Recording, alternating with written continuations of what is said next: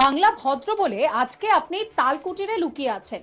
মনে রাখবেন, আমাদের যদি ইচ্ছে থাকতো, আমরা যদি অসহযোগিতা করতাম, আপনাকে আমরা এক পা বেরোতে দিতাম না। অনুপ্রবেশ ইস্যুতে নাম না করে অমিত শাহকে তোপ মমতা ব্যানার্জির। মঙ্গলবার দুপুরে বাঁকুড়ার বরজোড়া বিধানসভা এলাকায় জনসভা করেন মুখ্যমন্ত্রী মমতা ব্যানার্জি। তিনি নাম না করে দেশের স্বরাষ্ট্রমন্ত্রী অমিত শাহকে আক্রমণ শানিয়ে বলেন, বাংলা ভদ্র বলে আজকে আপনি তালকুটিরে লুকিয়ে আছেন। মনে রাখবেন, আমাদের যদি ইচ্ছে থাকতো, আমরা যদি অসহযোগিতা করতাম, আপনাকে আমরা এক পা বেরোতে দিতাম না। আপনার ভাগ্য ভালো, এত অত্যাচার করার পরেও আপনাকে আমরা আতিথেয়তা দিচ্ছি। এটা আমাদের দুর্বলতা নয়, এটাই আমাদের ধর্ম, এটাই আমাদের সংস্কৃতি। 100 দিনের কাজ আপনারা বন্ধ করেছেন। এই প্রোগ্রামটা গান্ধীজির নামে ছিল। গান্ধীজির নামে যে প্রোগ্রাম ছিল, গান্ধীজিকে আমরা জাতির পিতা বলতাম। কটাক্ষ করে অমিত শাহকে কি বলছেন মমতা ব্যানার্জি, শোনাবো আপনাদের। তাকে উত্তর দিতে হবে বাংলা ভদ্র বলে আজকে আপনি তালকুটিরে লুকিয়ে আছেন। মনে রাখবেন, আমাদের যদি ইচ্ছে থাকতো, আমরা যদি অসৌজন্যতা করতাম, আপনাকে এক পা বেরোতে দিতাম না। আপনার ভাগ্য ভালো যে এত অত্যাচার করার পরেও আপনাকে আমরা আতিথেয়তা দিচ্ছি। এটা আমাদের দুর্বলতা নয়, এটা আমাদের ধর্ম, আমাদের সংস্কৃতি। জিজ্ঞেস করুন তো, 100 দিনের কাজ আপনারা বন্ধ করেছেন।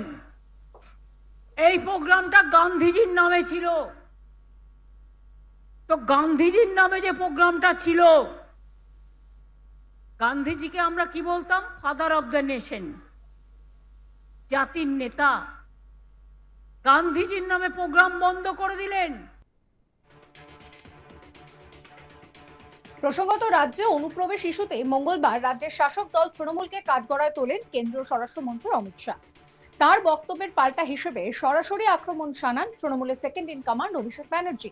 নয়াদিল্লি যাওয়ার আগে কলকাতা বিমানবন্দরে দাঁড়িয়ে অভিষেক অমিত শাহকে কটাক্ষ করে বলেন, স্বাধীনতার পর দেশের সবচেয়ে ব্যর্থ এবং অপদার্থ স্বরাষ্ট্রমন্ত্রী হলেন অমিত শাহ।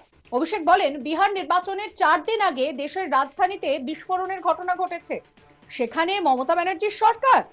জম্মু কাশ্মীরে 4 জন জিহাদি ঢুকে 26 জনকে জানে শেষ করে দিল, সেখানে পুলিশের দায়িত্বে কে আছে? সীমান্তের নিরাপত্তার দায়িত্বে রয়েছে বিএসএফ, যা স্বরাষ্ট্র মন্ত্রকের অধীনে। অন্যদিকে দিল্লি পুলিশ, জম্মু কাশ্মীর পুলিশও স্বরাষ্ট্র মন্ত্রকের অধীনে। এর ফলে দায়টা কার? ভারতবর্ষ স্বাধীন হওয়ার পর সারা দেশের সবচেয়ে ব্যর্থতম এবং অপদার্থতম যদি কোনো স্বরাষ্ট্রমন্ত্রী থাকেন, তাহলে তিনি অমিত শাহ। কি বলছেন অভিষেক ব্যানার্জি, শোনাবো। বাংলায় বিজেপি ক্ষমতায় আসে, তাহলে ওপার বাংলা আর এপার বাংলায় এক করে দেবো, কোনো কাঁটাতারের বেড়া আর থাকবে না। কে বলছে? জগন্নাথ মজুমদার। আমি বলছি না, তৃণমূল বলছে না, বলছে বিজেপির নির্বাচিত সাংসদ। বিজেপি কি তার বিরুদ্ধে কোনো শোকজ নোটিশ সার্ভ করেছে? বিজেপির সর্বভারতীয় সভাপতি বা দলের নেতৃত্ব কি তাকে দল থেকে বহিষ্কার করেছে? বিজেপির নেতৃত্ব তার বিরুদ্ধে কোনো রকম কোনো ব্যবস্থা নিয়েছে? এখনো পর্যন্ত রাজ্যসভার সাংসদ অনন্ত মহারাজকেও শোকজ করা হয়নি, আর আমি যদ্দূর জানি জগন্নাথ বাবুকেও শোকজ করা হয়নি। তা অমিত শাহ আগে তাদের দলের বিধায়ক লোকসভা এবং রাজ্যসভা তাদের সাথে কথা বলুক, তারপর এসব বলুক।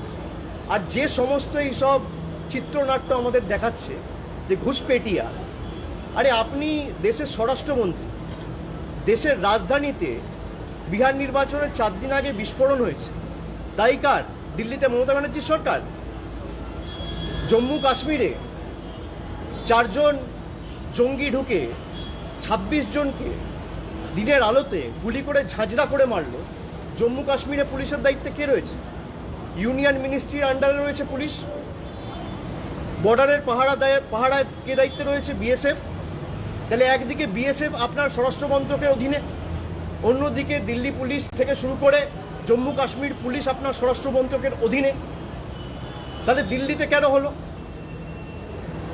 জম্মু কাশ্মীরে পেহেলগামে কেন হলো? এর দায় কার? ভারতবর্ষে যবে থেকে স্বাধীন হয়েছে, দেশের স্বাধীনতার পর সারা দেশে সবথেকে ব্যর্থতম এবং সবথেকে অপদার্থতম যদি কোনো স্বরাষ্ট্রমন্ত্রী থেকে থাকে তার নাম হচ্ছে অমিত শাহ। অন্যদিকে এক সাংবাদিক অমিত শাহকে প্রশ্ন করেন, তৃণমূল সিপিএম এর তরফ থেকে দাবি করা হচ্ছে বাংলায় যত কিছুই করা হোক না কেন বিজেপির কার্যকর্তাদের একটা সেটিং রয়েছে, যে কারণে মোদী অমিত শাহ জিততেই চান না। বাংলার মানুষ জানতে চায় যে বাংলা জেতা নিয়ে বিজেপি কতটা সিরিয়াস। এই প্রশ্নের উত্তরে অমিত শাহ বলছেন যে মমতা ব্যানার্জি বলেছেন আমরা ওনার সঙ্গে আছি, ওনার যদি ভুয়ো খবর ছড়াতে হয় ছড়াক। বিজেপির কোনো নেতা অনুপ্রবেশকারীদের আশ্রয় দিতে পারে না, এটা বিজেপির সিদ্ধান্ত। আমরা সব সময় এই বিষয়ে বদ্ধপরিকর যে তৃণমূল সরকারকে আমরা মূল সমেত ফেলে দেব। কি বলছেন অমিত শাহ, শোনাবো।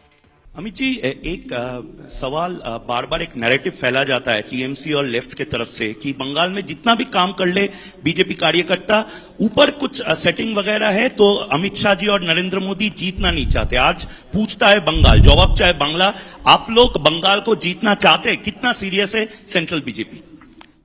देखिए भाई, मैं यहाँ आकर प्रेस कर रहा हूँ। मोदी जी अभी थोड़े दिन पहले सभा करने के लिए आने के लिए निकले थे, जा नहीं पाए। अब ममता बनर्जी कह रही कि हम उनके साथ हैं। अगर उनको ये भ्रांति फैलानी है तो फैलाएं। भारतीय जनता पार्टी का कोई नेता घुसपैठियों को आश्रय देने वाले के साथ नहीं रह सकता।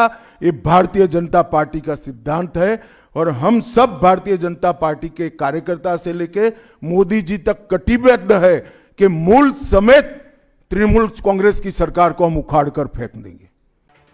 একদিকে যেভাবে অনুপ্রবেশ ইস্যুতে রাজ্য সরকারকে কটাক্ষ করছেন অমিত শাহ, অন্যদিকে মমতা ব্যানার্জি তিনি কিন্তু আবার পাল্টা কটাক্ষ করছেন অমিত শাহকে। তিনি পরিষ্কার বলছেন যে অমিত শাহ এই রাজ্য সরকার সাহায্য করেছে বলেই আপনি এই আতিথেয়তাটা পাচ্ছেন, না হলে আপনি এটা পেতেন না। মনে রাখবেন, আমাদের যদি ইচ্ছে থাকতো, আমরা যদি অসহযোগিতা করতাম, তাহলে আপনি এক পাও বেরোতে পারতেন না। এটা আপনার ভাগ্য ভালো যে এত অত্যাচার করার পরেও আমরা আপনাকে এই আতিথেয়তা দিচ্ছি। এটা আমাদের দুর্বলতা নয়, এটা আমাদের ধর্ম, এটা আমাদের সংস্কৃতি। 100 দিনের কাজ আপনারা বন্ধ করেছেন। কি বলছেন মমতা ব্যানার্জি, শোনাবো। তাকে উত্তর দিতে হবে বাংলা ভদ্র বলে। আজকে আপনি তালকুটিরে লুকিয়ে আছেন। মনে রাখবেন, আমাদের যদি ইচ্ছে থাকতো, আমরা যদি অসৌজন্যতা করতাম, আপনাকে এক পা বেরোতে দিতাম না।